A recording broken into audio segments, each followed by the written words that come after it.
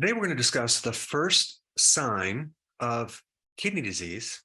And actually, this will surprise you. You know, the kidney is a filter and it converts blood into urine. And it's a fascinating piece of your body because it's not just a little passive filter. It does a lot. It recycles all your fluids. Let's say you drink, I don't know, 8 glasses of water a day. Now, for those people in Europe, especially Dennis from Germany, 8 glasses of water per day is roughly about 2 liters. And so if you drink 8 cups or 2 liters of fluid a day, you're going to pee out that amount, right, throughout the day. But think about this. The amount of fluid that travels through your kidney in a given day is 180 liters. That's 760 cups of fluid. So there's a lot of recycling going on in the kidney. It's a magical recycler because it recycles protein, nutrients, hormones. It recycles like 99% of all the water that you drink. And so we have this magical little filter that has all these sensors that coordinate the amount of fluid in your body, that help you convert vitamin D into the active form of vitamin D, that help regulate your blood pressure and the hydration of your body, and the elimination of toxins and drugs. If you really appreciate what that nephron, the filter of your kidney, does for you, you probably are going to think twice about eating junk food or consuming things that might harm the kidney, because it's an amazing organ. An average person has between 1 million to 1.5 million of these little filters. They're called nephrons. And so when you start developing kidney disease, the amount of nephrons starts to decrease to the point where you might end up with half of your nephrons. And also, as you age, you lose your nephrons. So we have a decreased ability to do all this magic and filter out things. There is this one underlying most common cause of kidney disease, as well as end-stage renal failure. And that relates to diabetes. It's called diabetic nephropathy. Nephro meaning kidney, apathy meaning disease. So it's this high blood glucose situation that is the most common reason why the kidney gets destroyed. And the mechanism of how this filter gets destroyed is this. When you have high levels of sugar interacting with these protein enzymes and other protein structures, you start to get this reaction called glycation. And that's the morphing when you have sugar and proteins, okay? It starts to damage these proteins to the point where they become unavailable. And the medical term for this is called advanced glycation end products. So when you have a lot of those, you have a combination of nephrons, or these little filters that don't work anymore, or they're all gunked up with protein that is stuck in there and they can't filter. And so the key thing that they diagnose kidney disease with is the amount of protein in your urine. Because if we get less recycling of the protein, it ends up in your urine, not actually pulled into the body. And so protein in the urine means there's kidney damage with that little filter. And also because it's ending up in the urine, there's going to be less protein in your blood. And that main symptom is edema, okay? And it could be all over. Your body is just filled with fluid. So you'll be puffing the face, fluid in your hands and your legs, all over. And the interesting thing about kidney disease is when the disease starts, okay, it takes 10 years sometimes before you even notice the first symptom, okay? And so now I'm going to tell you the first symptom that a person will experience with kidney disease. It is nocturia. Now, what is nocturia? That is a situation where you're urinating at night, okay? Usually multiple times. And it's very difficult for you to hold your urine throughout the night. That is one of the first signs that means there's something going on with your kidney. And it makes a lot of sense because the majority of diabetics also have that same symptom. And it also makes sense because diabetes usually takes 10 years before you start noticing problems. So kidney problems go hand in hand with diabetes. And one thing about diabetes is that it affects 4 tissues. One is the kidney, okay, which we're talking about now. Next one is the eye.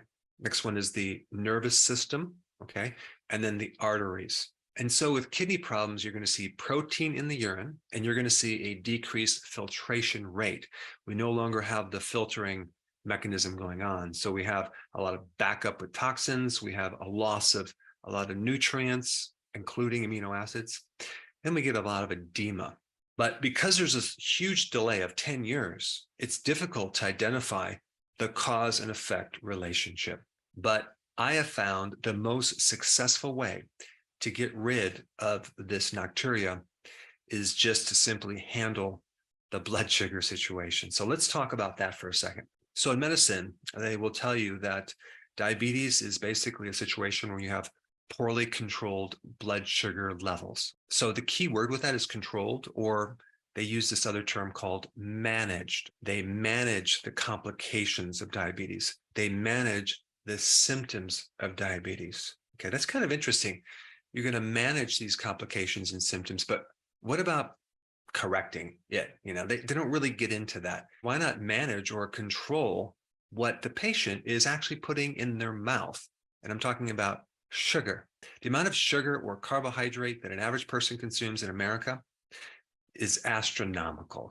Especially if you take all the hidden carbohydrates like the breads, the pasta, the cereal, crackers, you're talking a massive amount of sugar, right? And it's just so obvious why we have diabetics in the world, because they're consuming too many carbohydrates. Yet the American Diabetes Association still to this day does not tell you how much carbs you need to control.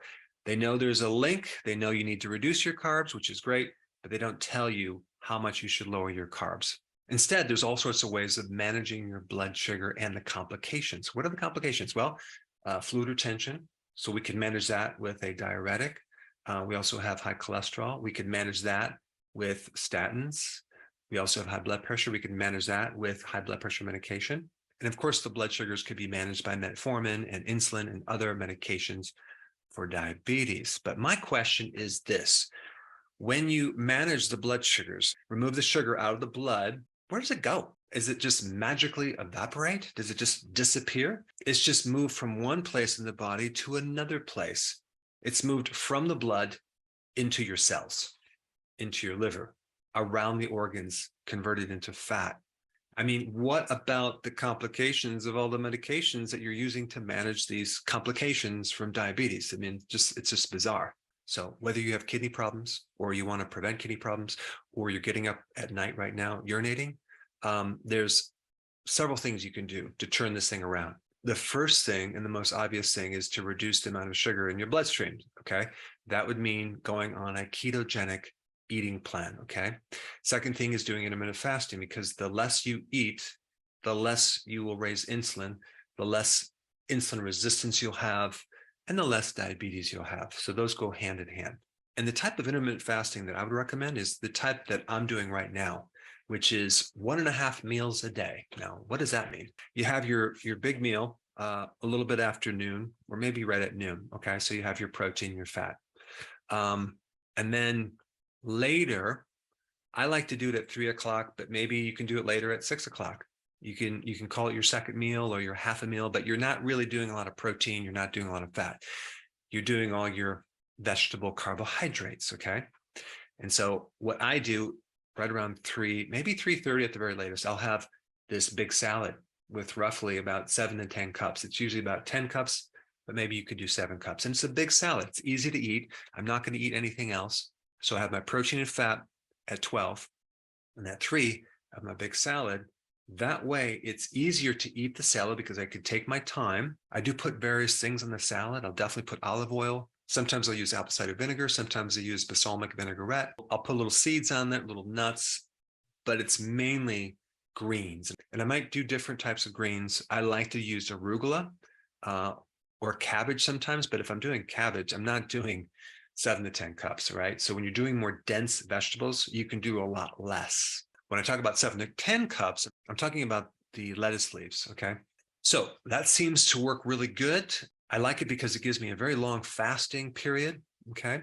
And am I hungry for that salad? No, because I just ate, a few hours before. But roughly it gives me like 21 hours of fasting. Now, a couple of very important things about that salad that I want to mention in relationship to what we're talking about. People always talk about, oh yeah, there's vitamins and minerals in salad. Well, there's also something very important in relationship to the complications of kidney disease and the complications of diabetes. And that is phytonutrients, okay? Phytonutrients have all sorts of pretty cool properties, but the big one is nephroprotection. They protect the kidney against oxidation and complications of high blood sugar. So if you took two diabetics, right, and you side to side, and you gave one a diet with low phytonutrients, and you gave the other one a diet high in phytonutrients, both of them would still be a diabetic, but the one with the phytonutrients would have a lot less complications, okay? So apparently these phytonutrients they have antioxidant properties. They help reduce the oxidation. They act to neutralize a lot of the bad effects of all this high glucose flowing through your bloodstream. So that's why you should be consuming this large salad every single day. Yes, it has magnesium and vitamin C and potassium, which, by the way, is very important for the kidney to protect it. Of course, the only time I would recommend not doing it is if you have end-stage kidney disease, then you have to get with your doctor. But I'm talking about potassium from the food. So plant phytonutrients are definitely on the list. The next thing I want to mention, and this is a remedy that you can get, and it's very powerful, and there's a lot of research behind it. It's called benfotiamine. It's a type of vitamin B1 that is fat-soluble, and it really helps reduce the complications in a powerful way of diabetes. Like I said, reduce the glycation effect, decrease oxidative stress, and protect the cells. This is why benfotiamine is really good for peripheral neuropathy as well. That's the damage of the nerves on the bottom of the feet, as well as problems with your eye called diabetic retinopathy. But it's also really good to decrease the complications from diabetic nephropathy, okay, damage to the kidney. You basically take one pill, which I think is usually like 300 milligrams 4 times a day. Another thing that you could add if you really wanted to, it's not totally necessary if you're doing all these other things I'm recommending, but alpha-lipoic acid is another powerful way to decrease the complications from this condition. Another thing you can use is turmeric, okay? Turmeric has this phytonutrient called curcumin, which is extremely potent in decreasing the symptoms, the signs, the complications of diabetes. We want to reduce the amount of carbohydrates, and we want to actually correct the underlying problem.